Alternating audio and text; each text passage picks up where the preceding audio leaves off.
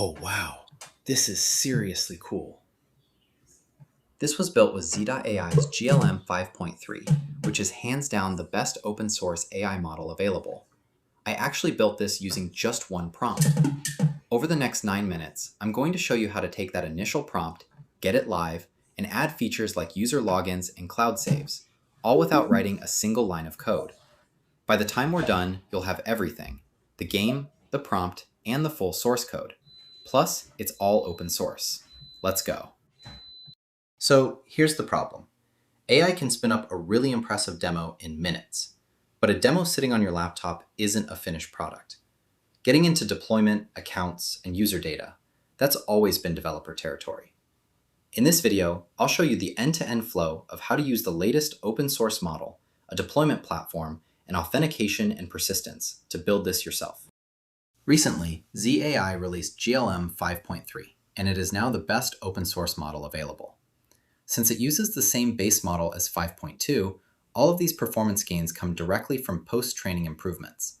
It performs 50% better on their coding benchmark, making it the strongest open weights coder we have seen to date. It also scored 6 times higher on Terminal Bench 3.0, and thanks to state-of-the-art security research, it even identified over 2,400 real vulnerabilities. I wanted to run an experiment to see how far you can get in just one sitting. Using 3 free tier tools, Zcode running GLM 5.3 to build, Railway to deploy, and Supabase for the sign-in and cloud saves you just saw, I went from a simple prompt to a production app in a single afternoon. You could easily swap in a booking tool or a client portal using these same steps to achieve the same result, a production app that other people can actually use. Along the way, the AI even caught its own bug. All the resources from this build are available open source, including the code, the prompt, and the harness, and you can find the link right at the end. Let's get started. Step 1 is the prompt, and this is where most people fail without knowing why. Simply asking it to make an Angry Birds type game results in a launcher with 2 blocks and no actual game mechanics. Instead, let's ask GLM 5.3 to improve the prompt first, letting it help you write the full specification. I'm in the Zcode IDE from Z.AI and have already typed in that prompt. Look at the level of detail provided here. The technical decisions are already made. Canvas 2D plus a physics engine called matter.js, because telling the AI to use whatever's best causes it to hedge. The phrase Angry Birds has been expanded into an explicit list of mechanics: slingshot drag, trajectory preview, destructible materials, fail conditions, and star scoring. There's also a clear acceptance bar, 60 frames a second, no console errors, and fully functional screens. You're not just wishing, you're writing a spec. Oh, and real quick before we keep going, if you could have this thing build anything, what would be the first thing on your list? Let me know in the comments. I read all of them. Okay, let's run the spec. It's going to take about 21 minutes to process everything from start to finish, and you can see all the different steps it's taking as it goes. Now that it's finally wrapped up, the HTML file is ready. Let's take a look and see what happens in the first iteration. All right, so it's built the HTML file, and I've loaded it locally, and you can see it has a great first version, so you can start playing with it, and has a nice sound as well.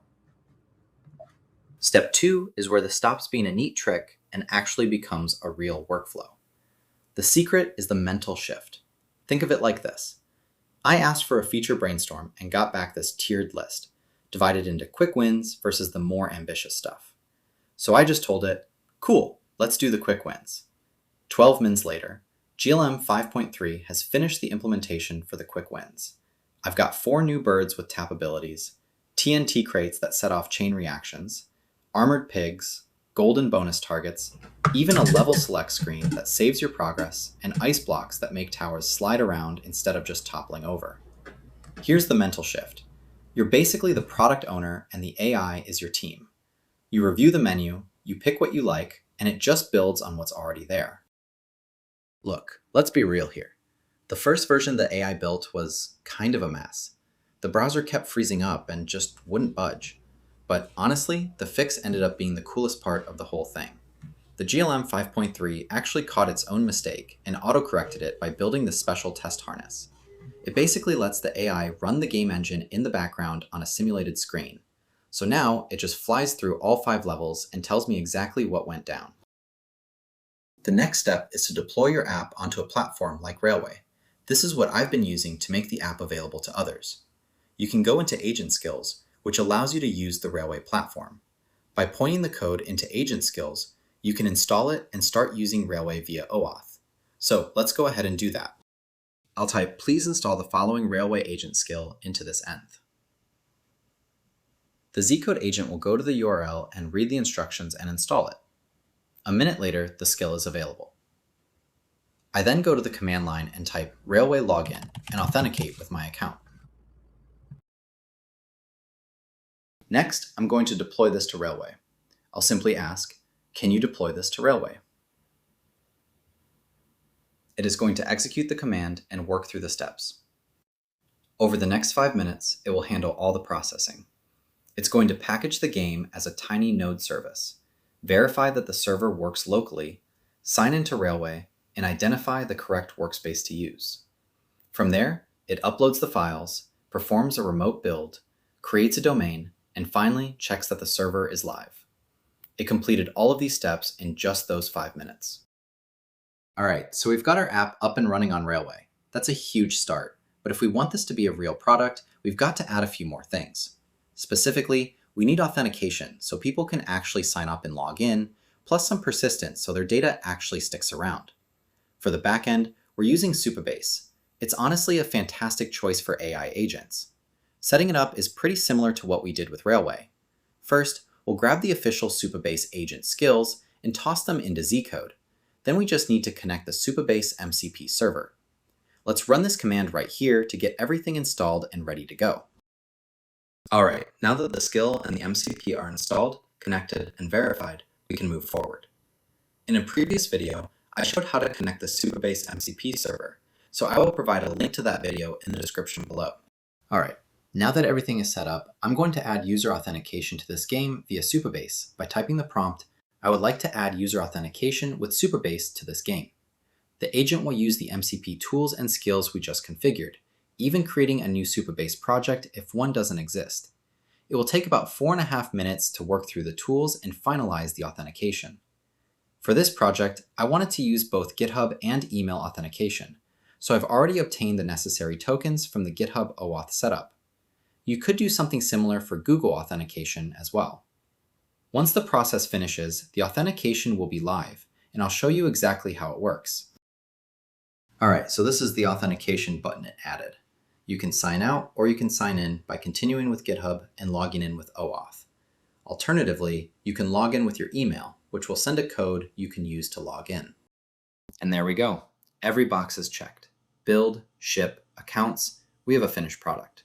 Everything here is free and MIT licensed. Find it at github.com/derekchungsa/slingshot-siege. I've included the game, test harness, deploy config, auth setup, and the exact prompt I used to start. Fork it, run the harness, and deploy it yourself. Swap the theme, add levels, and make it your own. I'd love to see what you build. Quick note, this tutorial took me a full weekend. If it saves you time, a like or subscribe goes a long way. It helps YouTube reach the right people. I appreciate the support. The recap: 1 prompt, a few iterations, 1 bug fix, and working accounts. We did this on a free model during its launch window. A year ago, this required a dev team. Now, it's an afternoon. The game wasn't the point. The pattern was. Spec, build, prove, ship, and secure. What's your version going to be? A client tool, a dashboard, or a game? Let me know in the comments. Subscribe for the next one, where I'll use this same stack to build something with a full backend. See you then.